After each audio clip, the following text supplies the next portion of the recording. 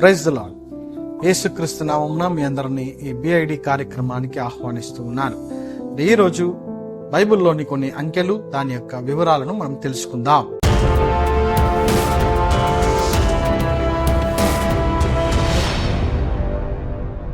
ప్రియమైన వారలారా, బైబిల్లో అనేకమైనటువంటి అంకెలు ఉన్నాయి.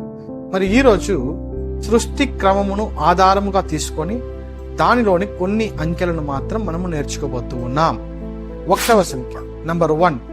మొదటి సంఖ్య దేవునికి సాదృశ్యముగా ఉన్నది. ఎలా అంటే, ఆదియందు దేవుడు, ఆయన తప్ప వేరెవరు లేరు, ఆయన మాత్రమే ఉన్నాడు. దీని గురించి మీరు ఇంకా తెలుసుకోవాలంటే ఈ యొక్క డిస్క్రిప్షన్ లో లింక్ ఇవ్వబడుతుంది. దాని గురించి నేను మాట్లాడి ఉన్నాను, దాన్ని కూడా మీరు వెళ్ళి చూడవచ్చు. ఆదియందు దేవుడు మాత్రమే ఉన్నాడు కాబట్టి ఆయనే మొదటివాడు. కాబట్టి ఈ మొదటి సంఖ్యను, ప్రారంభ సంఖ్యను ఆయనకు మనము సాదృశ్యంగా తీసుకోవచ్చు. అంత మాత్రమే కాదు, మొదటి రోజు దేవుడు వెలుగును సృష్టించాడు. ఆ మొదటి రోజు సృష్టించబడినటువంటి వెలుగు దేవునికి సాదృశ్యముగా ఉన్నది. కాబట్టి మొదటి సంఖ్య అనగా దేవుడు, గాడ్. 2వ సంఖ్య 2 అనగా సెపరేషన్, డివిజన్, విభజన అని మనం చెప్పవచ్చు.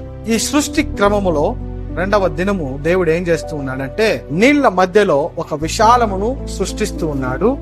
ఆ యొక్క విశాలము జలము నుండి జలమును విభజించేదిగా ఉంది. కాబట్టి ఈ 2వ సంఖ్య విభజనకు సాదృశ్యంగా ఉన్నది. 3వ సంఖ్య నంబర్ 3. 3 అనగా రిజరెక్షన్, పునరుద్ధానమునకు సాదృశ్యముగా ఉన్నది. ఎలాగంటే, సృష్టి క్రమములో 3వ దినము భూమిని నీళ్లలో నుండి దేవుడు బయటకు, వెలుపలకు తీసుకొని వస్తూ ఉన్నాడు.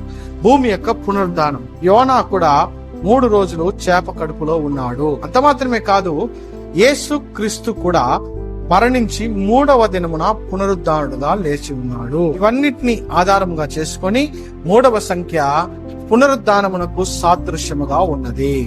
4వ సంఖ్య నంబర్ 4 యేసు క్రీస్తుకు సాదృశ్యముగా ఉన్నది. సృష్టి క్రమంలో మనం చూసినట్లయితే 4వ దినమున దేవుడు సూర్య చంద్రులను సృష్టిస్తూ ఉన్నాడు. ఇందులో యేసు క్రీస్తును కూడా నీతి సూర్యుడుకు మనము పోల్చి చెప్తూ ఉంటాం.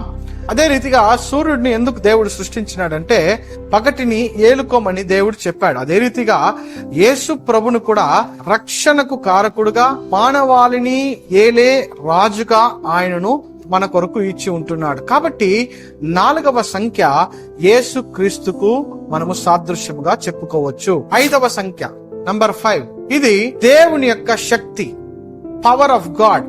అంత మాత్రమే కాకుండా గ్రేస్ ఆఫ్ గాడ్, దేవుని యొక్క కృప.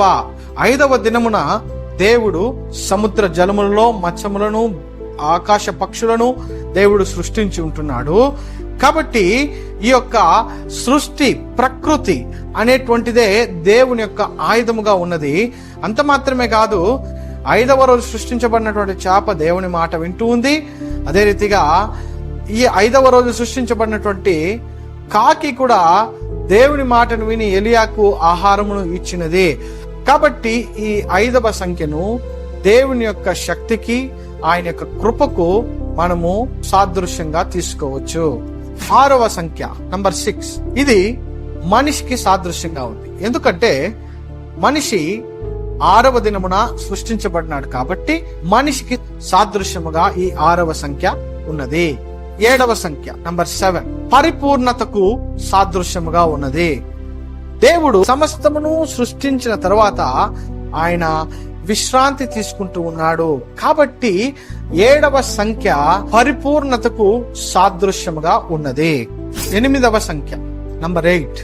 ఇది నూతన ప్రారంభం, న్యూ బిగినింగ్, దానికి సాదృశ్యముగా ఉన్నది.